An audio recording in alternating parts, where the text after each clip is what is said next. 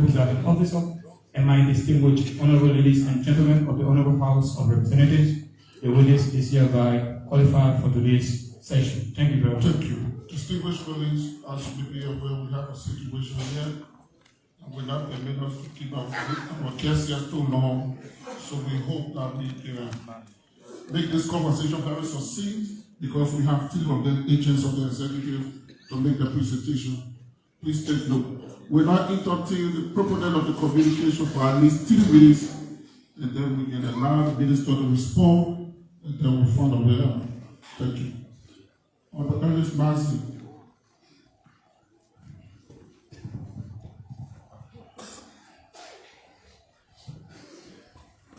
Mr. Presiding, Mr. Co-Presiding, and fellow colleagues, I'm glad at this date the Honorable Minister is here to address the concern as we raised earlier regarding the rollout plan and reports in terms of the implementations of the Local Government Act. I would now want to prolong, as the Minister have listened clearly to the communication and the intent of our interest regarding this communication.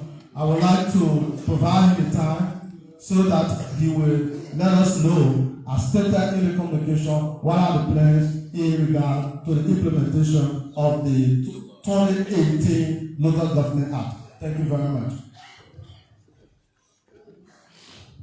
Thank you. Honorable Minister, you will now take the stand as you listen to the proponent of the communication.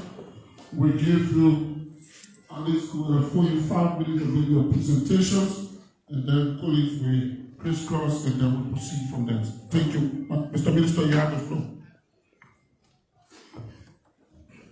Mr. Presiding, Co-Presiding, distinguished honorable members of the House of Representatives,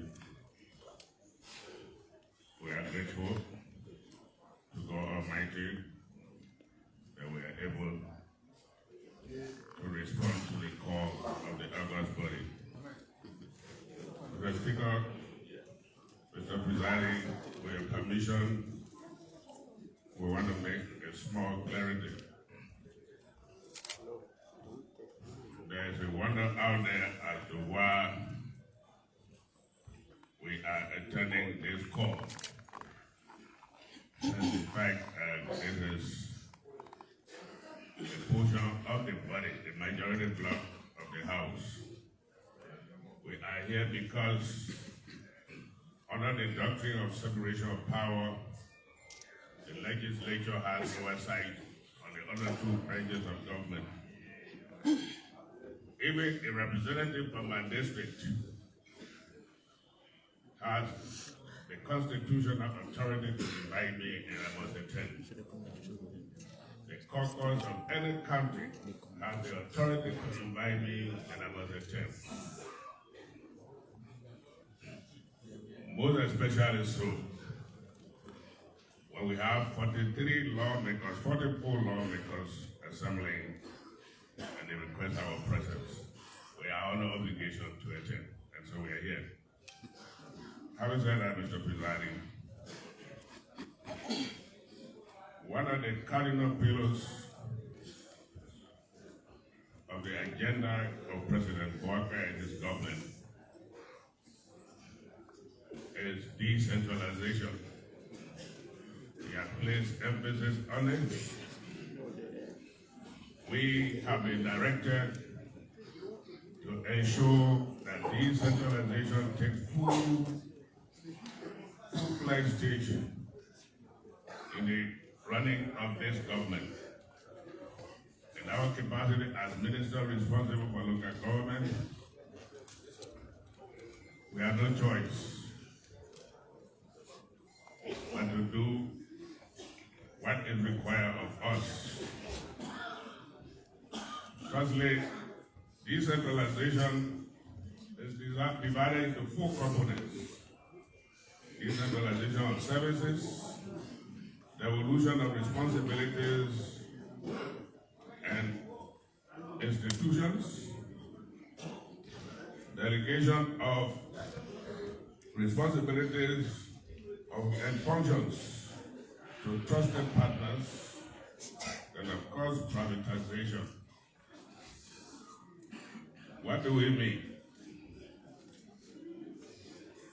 For our government to ensure that power is devolved to the people, we must decentralize services. By that, we mean there has been an establishment of service centers across the country.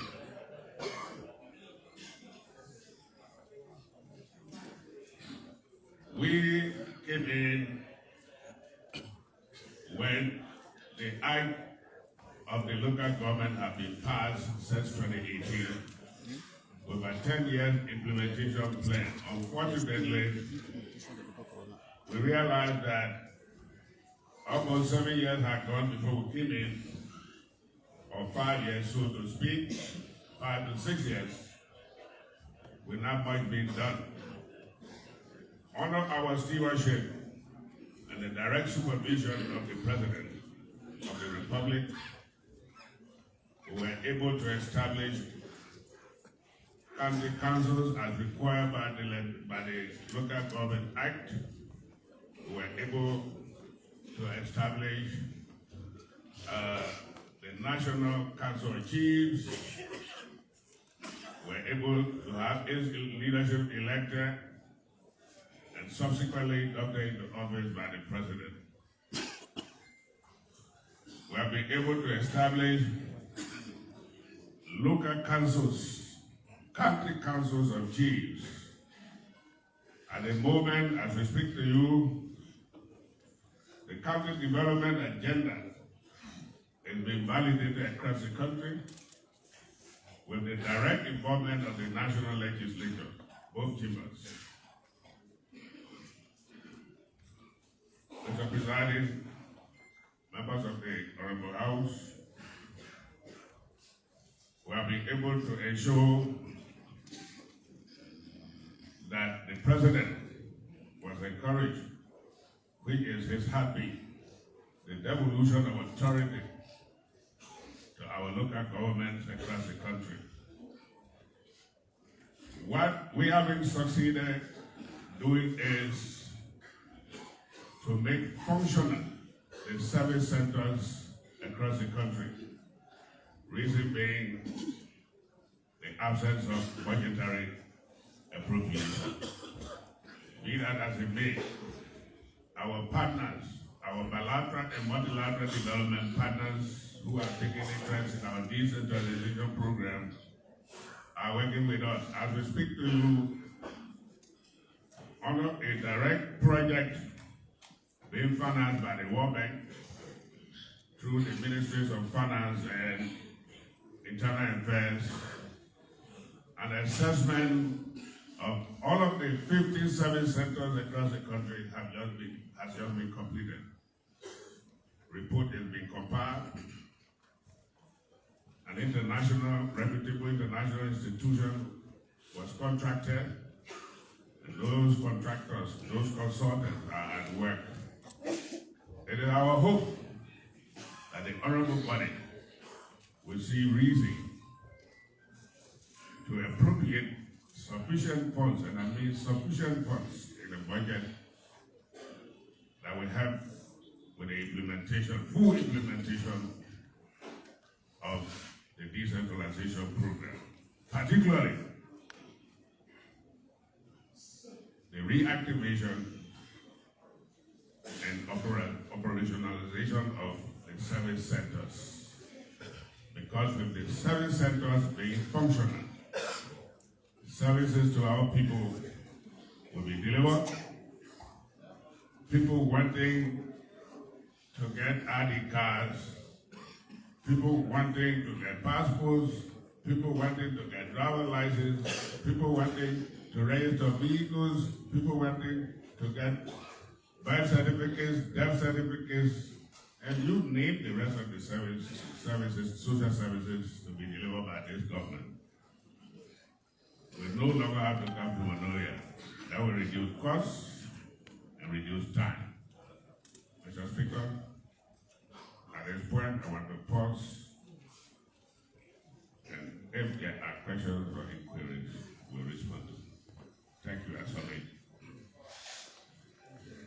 Thank you, Mr. the Minister. presentation of the Minister Distinguished of colleagues, Internal I Affairs. accept the field of views.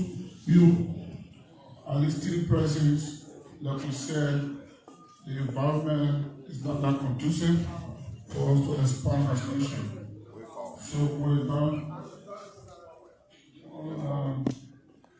Obitaya of Pommy, of Young Flomo, and the two on the side will take Tikwa, the first three.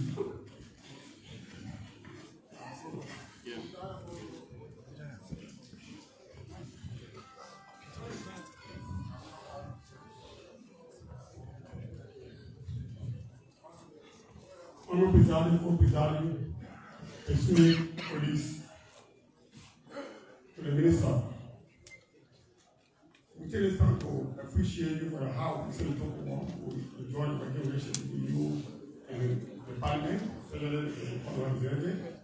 But this concern are they coming to us? The implementation of the local government act is good, but the appointment was done by the president and the ministry. We observe that in the clause there are positions we should have certain documents, you have certain qualifications to occupy their positions. But in some other countries and districts, there are 4 occupying and don't meet that criteria. And we believe that if that part is not fully implemented, the local government will not be strong. So what do you say?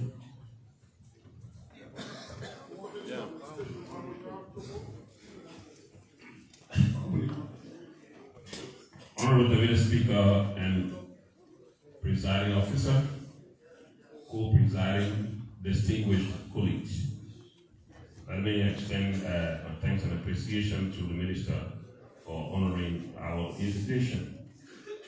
I have a few questions for the Minister. In your deliberation, you highlighted lack of budgetary support to make the Capital Center functional.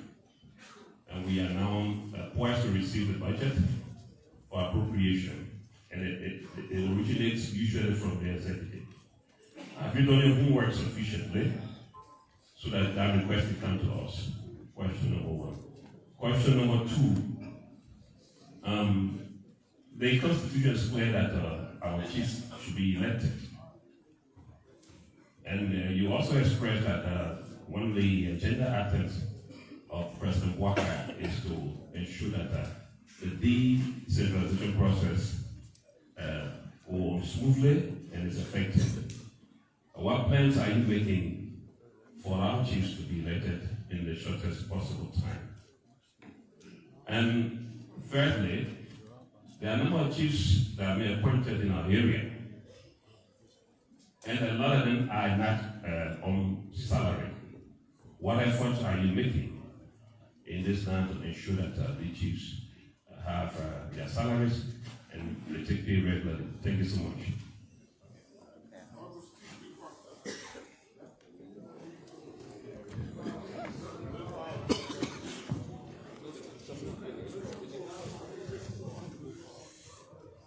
Honorable Presiding, Honorable Co-Presiding, Honorable Minister, mine is not a question, but it's an appeal to you.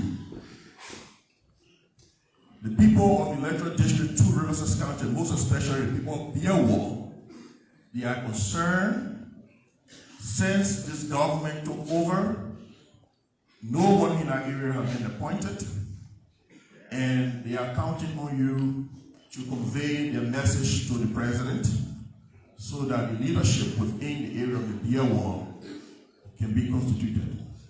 Thank you. Thanks, last.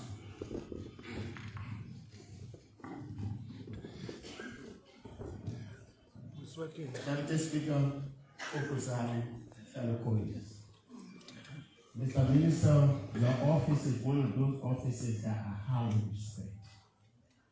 My concern and my district concern, when the district council were being selected,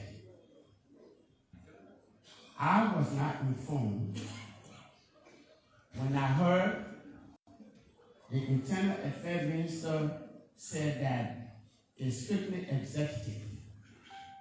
Now, it's me that you are coming to for budgetary conduct, something I know nothing about.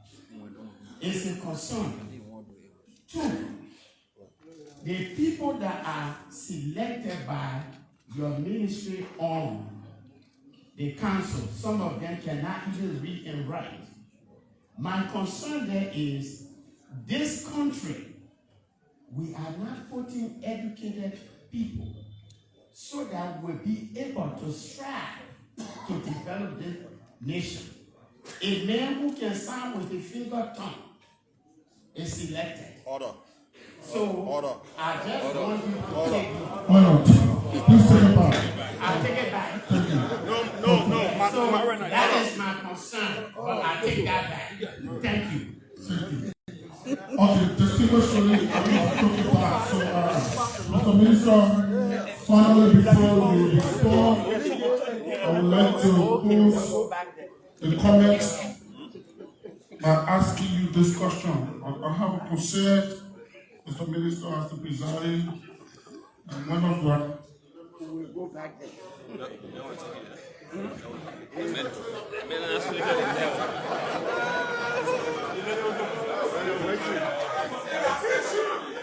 So we lost electricity here. So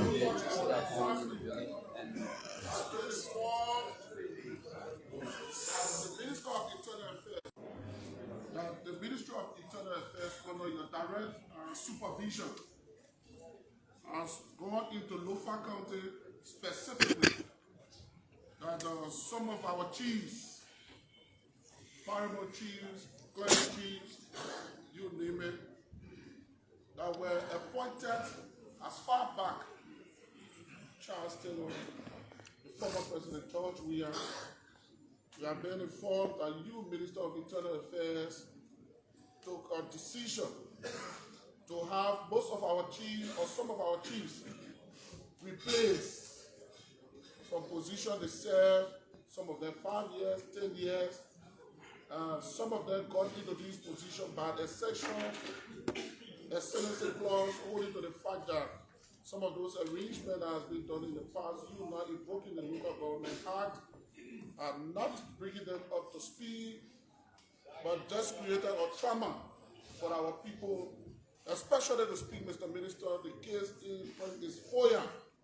And you, Minister of Internal Affairs, went to FOIA, invited chiefs and others into the City Hall. Those chiefs honor your invitation as the direct boss of the chiefs of our country.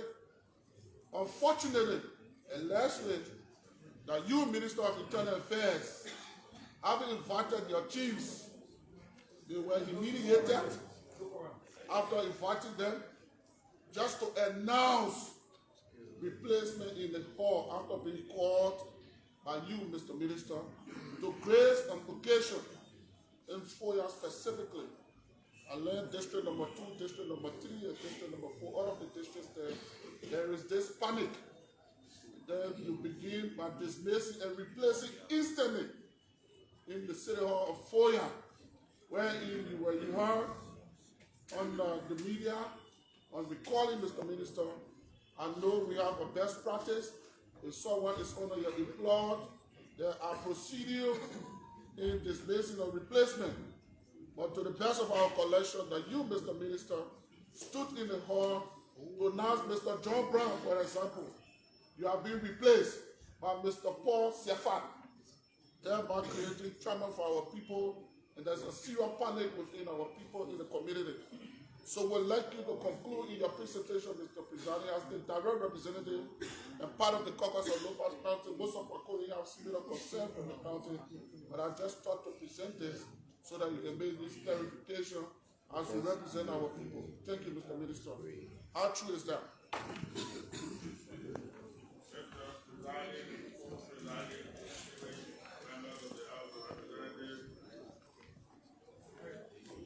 This minister, who was nominated by President Walker, confirmed by you, the legislature, through the Liberian Senate, subsequently appointed by the President, has a mandate to execute in accordance with the